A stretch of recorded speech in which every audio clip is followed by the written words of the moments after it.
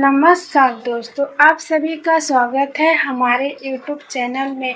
रविवार सूर्य देवता की पूजा का वार है। जीवन में सुख समृद्धि धन संपत्ति और शत्रुओं से सुरक्षा के लिए रविवार का व्रत सर्वश्रेष्ठ है। रविवार का व्रत करने व कथा सुनने से मनुष्य की सभी मनोकामनाएं पूरी होती हैं। मान सम्मान धन तथा उत्तम स्वास्थ्य मिलती है। रविवार व्रत का ऐसे करें पूजन। सूर्य का व्रत 1 वर्ष या 30 रविवारों तक अथवा 12 रविवार तक करना चाहिए।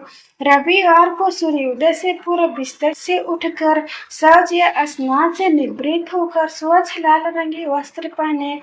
तत्पश्चात घर के ही किसी पवित्र स्थान पर भगवान सूर्य की निर्मित मूर्ति या चित्र स्थापित करें। इसके बाद विधि विधान से गंध पुष्पादि से सूर्य भगवान को पूजन करें। पूजन के बाद व्रत कथा सुने। व्रत कथा सुनने के बाद आरती करें। जब के बाद शुद्ध जल रक्त चंदन अक्षत लाल पुष्प और दूर्वा से सूर्य को अर्घ्य दे। सात्विक भोजन व फलाहार करें। भोजन में गेहूं की रोटी दलिया दूध दही घी और चीनी खाएं। रविवार के दिन नमक नहीं खाएं। रविवार व्रत की पौराणिक कथा के अनुसार प्राचीन काल में एक बुढ़िया रहती थी। वह नियमित रूप से रविवार का व्रत करती। रविवार के दिन सूर्योदय से पहले उठकर बुढ़िया स्नान से निवृत्त होकर आंगन को गोबर से लीपकर स्वच्छ करती। उसके बाद सूर्य भगवान की पूजा करते हुए रविवार व्रत कथा सुनकर सूर्य भगवान का भोग लगाकर दिन में एक समय भोजन करती। सूर्य भगवान की अनुकंपा से बुढ़िया को किसी प्रकार की चिंता एवं कष्ट नहीं था। धीरे धीरे उसका घर धन्य धन से भर रहा था। उस बुढ़िया को सुखी देखते हुए उसकी पड़ोसन उससे जलने लगी। बुढ़िया ने कोई गाय नहीं पाल रखी थी। वह अपनी पड़ोसन के आंगन में बंधी गाय का गोबर लाती थी। पड़ोसन ने कुछ सोचकर अपनी गाय को घर के भीतर बांध दिया। रविवार को गोबर न मिलने से बुढ़िया अपना आंगन नहीं लीप सकी।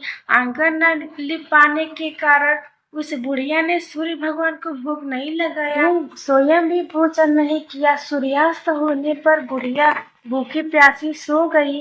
प्रातः काल सूर्योदय से पूर्व उस बुढ़िया की आंख खुली तो वह अपने घर के आंगन में सुंदर गाय को और बछड़ों को देखकर हैरान हो गई। गाय को आंगन में बांधकर उसने जल्दी से उसे चारा लाकर खिलाया। पड़ोसन ने उस बुढ़िया के आंगन में बंधी सुंदर गाय और बछड़े को देखा तो वह उससे और अधिक जलने लगी। तभी गाय ने सोने का गोबर किया। गोबर को देखते ही पड़ोसन की आंखें फट गई।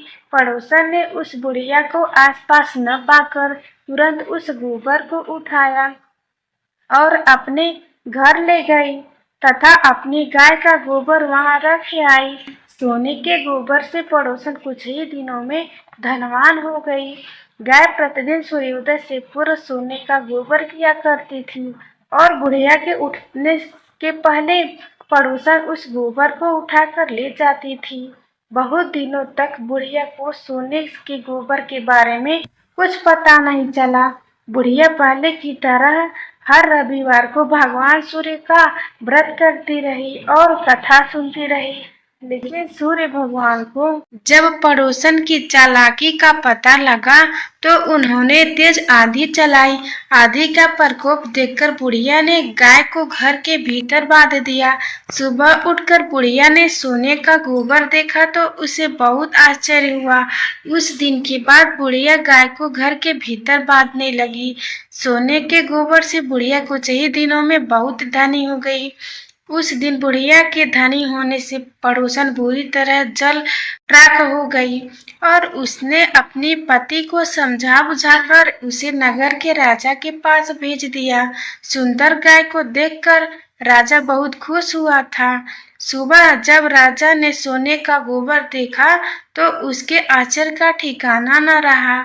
उधर सूर्य भगवान को भूखे प्यासी बुढ़िया को इस तरह प्रार्थना करते देख उस पर बहुत करुणा आई। उसी रात सूर्य भगवान ने राजा को स्वप्न में कहा, राजन बुढ़िया की गाय व बछड़ा तुरंत लौटा दो, नहीं तो तुम पर विपत्तियों का पहाड़ टूट पड़ेगा। तुम्हारा महल नष्ट हो जाएगा। सूर्य भगवान ने स्वप्न से पूरी तरह भयभीत राजा ने प्रातः उठते ही गाय और बछड़ा बुढ़िया को लौटा दिया। राजा ने बहुत सा धन देकर बुढ़िया से अपनी गलती के लिए क्षमा मांगी। राजा ने पड़ोसन और उसके पति को उनकी इस दुष्टता के लिए दंड दिया। फिर राजा ने पूरे राज्य में घोषणा कराई कि सभी स्त्री पुरुष रविवार का व्रत किया करे। रविवार का व्रत करने से सभी लोगों के घर धन धन से भर गए। राजमहल में चारों ओर खुशहाली छा गई। स्त्री पुरुष सुखी जीवन यापन करने लगे तथा सभी लोगों के शारीरिक कष्ट भी दूर हो गए।